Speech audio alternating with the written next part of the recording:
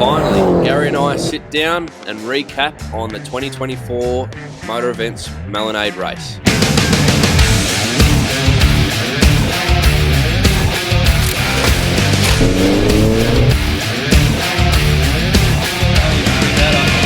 Rolling.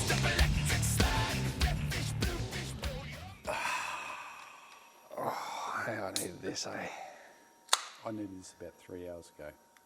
You need this at 10 o'clock this morning. I did actually need this 10 o'clock this morning. Cheers, mate. Well, we're back in the shed. It's now the 18th of January, the middle of January. Our last race was the start of November. So that just goes to show how busy we've been. Very busy, very busy. Not enough. I haven't been putting enough time on this, but we're trying to make amends to that today. Yeah. Thought we'd get up here early, get a few jobs done. We had some electrical issues we had to sort out. There's a big black bug on the front of it, which is was glued to it today. We thought it'll take us a few hours. As usual. Yeah, it's 7:45 at night. We start at 9:30. 9:30. Put in nearly 11 hours. Yeah. Thought we would have achieved all this by 1 o'clock and be at the pub.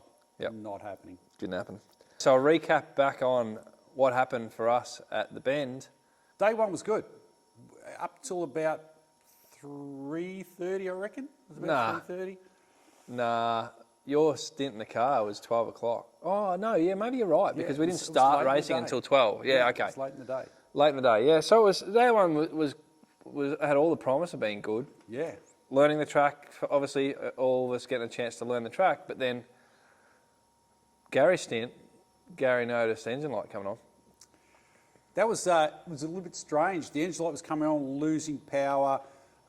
First thing I thought of was, let's just kill everything, kill the ignition, restart it, which is a strange feeling when you're trying to go as fast as you can down the straight, turning the key off, turning the main power to the car off. Of course, your steering's locked and you're going flat out. Quickly turn it back on, firing the car up again to try and reset the engine. A little bit daunting. I did that about 3 laps in a row, but it wasn't getting any better. Yeah, we couldn't work out what it was. To set the scene, towards the end of my stint, I started losing power steering. So that was our first trouble that we're finding. Not too sure at that stage. I didn't even know how the power steering was set up in the car. It turns out it's obviously electric power steering. So essentially it was just overheating. It was just tripping out, and then because it had come back to us. So that all happened. I went to water for a little bit there and trying to work out what was actually going on and whether we're all going to, this is the end of the whole show, whatever the case is. You're just soaking it up. Yeah, I was. And then we got a red flag. Red flag was like a blessing in disguise for us. So, we didn't. The whole track got a red flag. So we raced in.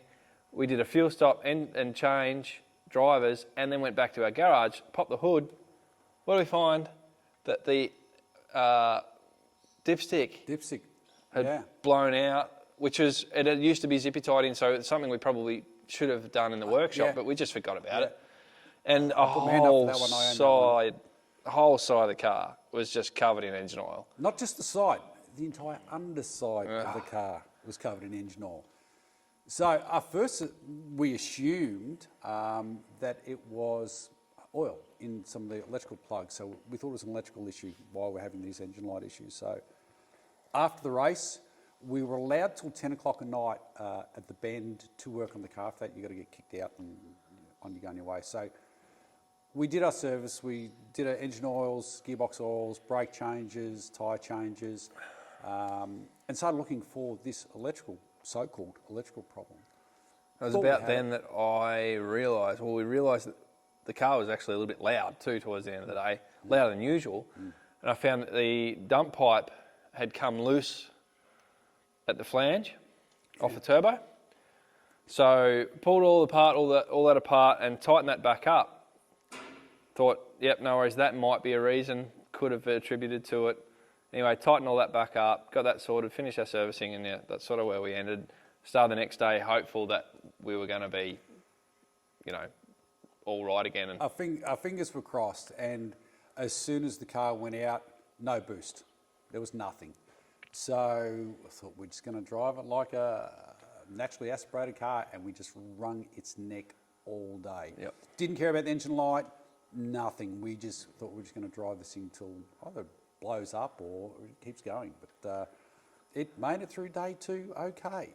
Yeah, we found ourselves still reasonably competitive. I think coming into day 3, we were second or third. We were second in class. In class. Yep. And judging, we're looking at the lap times. We're going, by the end of the day, we'll actually catch the first place, and this was without boost. So, yeah, it started off okay for the first 45 minutes. Then turn 4-ish, around that mark, which is a pretty heavy downhill break.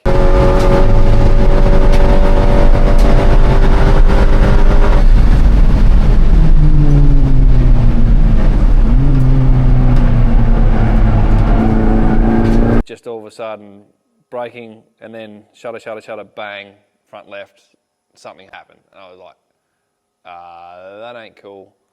I didn't know whether something come loose and come completely away from the car. And then my brakes were a bit long. I called the guys on the radio and I circulated pretty steadily, sort of working out what was going on, and nothing eventuated much further beyond that. So I got round on my second lap on that, which I should have just come in. This is par for the course of me. And brakes just went to the floor on second to last. Oh, yeah, it was second last corner. And I managed to just catch the car and just keep it on the track at that stage and just peeled straight in. And we found that bolt on the caliper had come loose, dropped that caliper, and then it just shot against the inside of the wheel and sort of half destroyed it. Didn't fall on the track or anything like that. Didn't even lose like really any brake fluid or anything at the time. We did lose brake fluid into my eye. Oh yeah. When we got it in, obviously everything's hot. We ripped the thing off. He takes it off with his gloves, puts it on the ground. The piston shoots hot fluid fair into his eye, and then off to hospital Gary goes in his fashion of accident proneness. It's only when I'm hanging around him. It's only when I go hanging around him is I end up in hospital. So yeah, I toddled off to hospital and had some things done on my eye, and these guys worked wonders and did some things to the car which were probably a little bit agricultural. There's a lot of head scratching going on, and in the end I'm just like, well, why don't we just clamp the brakes and go around on 3? And that's what we did. And Gary come back with an eye patch on, looking like a pirate, and was adamant that like, no, I can't drive. Although his stint was to be the end of the last stint. We'd sort of jig some stuff around because Gary was going to take it home for us. Since I managed to I got the chance to do that at Sandown, and I convinced him, you're going to be fine. It'll be fine. It's fine. It just pulls to the right when you put your foot on the brake. You'll be fine. And in fairness, it kind of was. And it was all right. It was fun. James and Charlie, who were our other teammates who jumped in to drive for us, they did a great job. They did a fantastic job. Brilliant job. Love to have them back again. Those guys, like, we threw everything at them that was the wrong stuff, but anyway, they did a great job, fantastic job, and honestly, we're probably only maybe 8 to 10 seconds slower on a lap, really. Yeah, with 3 brakes, 2.5 if you break it down properly, but that's another whole other story. We won't talk about that in this episode. Stay tuned for that one. No, there'll be none of that. There's no proof of it. Hang on a second. There's something on the other channel. You can do that. Oh. Got it? Pretty sure you just be down the elbow. Make all the faces. Now, the reason we had to do that is some clown put the brakes in backwards. I really can't believe that someone did that. Put this one in, all right. Whoa. Why are you zooming in on me? I'm sure it was you. Let's just say who that clown might have been. Oh, hello. Front side fine. Back side slightly machined. But he's already discarded of the evidence, so we can't even bring that up and show you Nothing what there. actually happened. Never happened. But long and short of it, the backside of a brake pad lasts for 25 hours on the rear of this car if you don't use the actual brake pad part. So, yeah, look, all in all, with the engine light coming on, with having no boost, with it having 2.5 brakes, it made it to the end of a 3-day enduro. 25 hours. 25 hours. Didn't leave the track once. Yeah. You left the track twice. Well, only coming to get fuel. There's actually parts missing off the car. Still. So, dipstick not tied in, engine oil all down the side of the car, power steering pump overheating, front left brake caliper. Oh, main drive belt, end of day one, and I knew this belt in here, I knew that it had a fray in it, and so I ordered a spare, and I should have ordered two, but I ordered a spare. We get to the end of day one, I'm under the car doing a service, and I'm just like, Gary! It was threads. It would have been like 4 mil max on it. There was two ribs of the belt. And he's like, no, we never changed that. I'm like, oh, thank God for that. So anyway, that got changed and it lasted. It's fine. And then, obviously, because I went long, I went super deep. I was racing guys that the previous couple of days we weren't racing because we had brakes. Yeah. And whatever.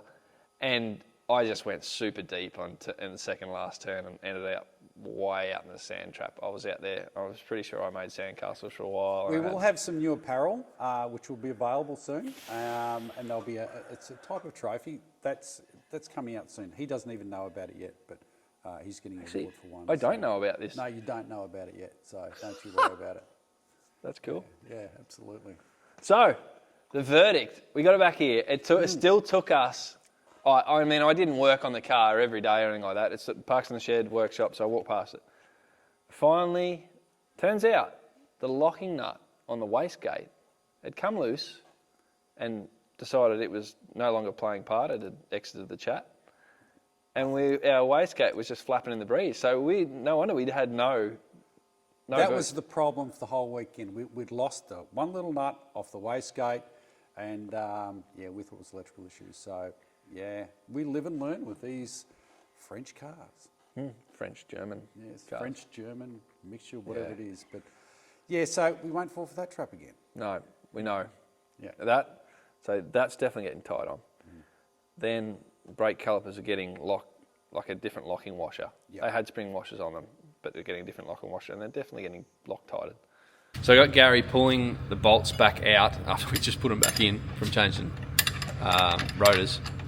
So we're going to pull the bolts back out and put in, if I can see my hand come up here, here it is. Focus on that, would you? A Nordlock fastener. I'm focused on it. You're focused on it. So this Nordlock fastener is designed to tighten up, and then as you can see, those sawtooth serrated washer or inner section, they can't push, as they go to undo, you can't push back out like it raises like that.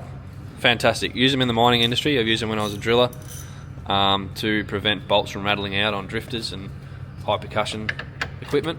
So we're going to use them instead of just a standard spring washer to prevent these fasteners from coming undone, which essentially that's the reason why I ended up in hospital. Gary ended up in hospital. So then we fell down a bit of a rabbit hole, and what have we done? What are our couple of modifications that we've changed? So a couple of modifications that we've done. Obviously, we can see something, a little bit of cooling coming on the front here. We have made some suspension changes. We kind of worked out what was wrong, or what we thought was wrong at the end of tail and bend. By the time we got up on the stand and through the measuring tape, I've got, we've definitely made some improvements just from adjustments we've made. Made some electrical changes to the vehicle, pulled some weight out of it. So what's the best way of getting horsepower? Lighten your car. It's the cheapest form of horsepower. So we pulled some weight. We've got some scales over there, and every nut and bolt and washer we take off, we put on the scales, and it adds up. Yep. You would not believe how much that it adds up. So This car still had the air conditioning condenser in the front, air conditioning hoses. Yep. The compressor's still on there, as you can see, because we can't get rid of that without changing the pulley system on the front of the motor, and we don't really want to go down the lines of having really custom stuff. So that's going to stay on there. However, we have pulled, it's all of the internals we can do. gone. That's not going to jeopardise its integrity. So a lot of weight out of it, somewhere in the vicinity of about 12 kilo at this stage. So, which then posed the thought of like, well, let's keep some cooling for the car. There is going to be some cooling done, some air ducting done in the bonnet as well. Stay tuned for that. the guys that supply that product has been very kind enough to help us out a little bit with that. So we'll be showcasing, all about how we install that, and give some feedback, some honest feedback about how it performs with the car, because we're really expecting to see a lot more airflow through the front of the car, which will help a lot. Not that it ever got hot, but definitely to help with air intake temps and things like that. Just get that little bit of cheap horsepower, because this isn't the $1,000, the $1 million AirTech intercooler that you can go. We haven't gone down the lines of spending a lot of money on this. We are still sticking to This is budget racing. Budget racing. We're trying to keep the budget racing still. Yeah. So it is actually designed for a different vehicle, but keeping it cheap, I think it's going to work well for us. Yeah. A few other things we've changed is once we've got the car on the scales and we're looking at corner weights, come from sprint cars, we understand corner weights are very, very important.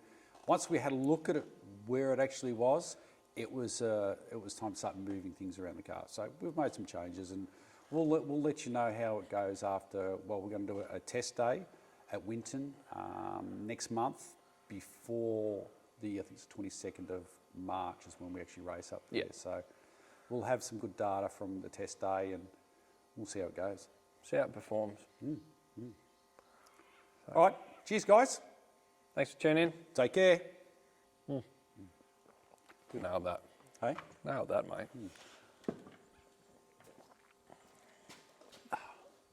Oh, I didn't hit record. And just before we leave, I'd like to say thank you very much to Charlie and James. You guys are superstars for all the effort you put in racing over the weekend. You guys did a fantastic job, and you rolled with the punches. We were absolutely stoked with you guys. Of course, Colin, mate. Hats off to you, crew chief. Stellar job, mate. Really appreciate the effort and time you put in. Come all the way over there for us. And of course, friends and family who helped out along the way.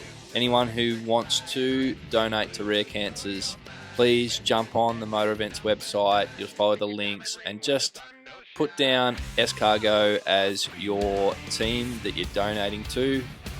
Also, going to ask you, don't forget to like and subscribe. Please share it, because who knows, there might be someone else out there that really wants to get stuck into racing. They just don't even know that they can do it. So yeah, please like, subscribe, share, leave a comment, let us know how we're going, how badly we are, and obviously I get to do the editing, so I get to make myself look like a superstar whilst Gary, sorry mate.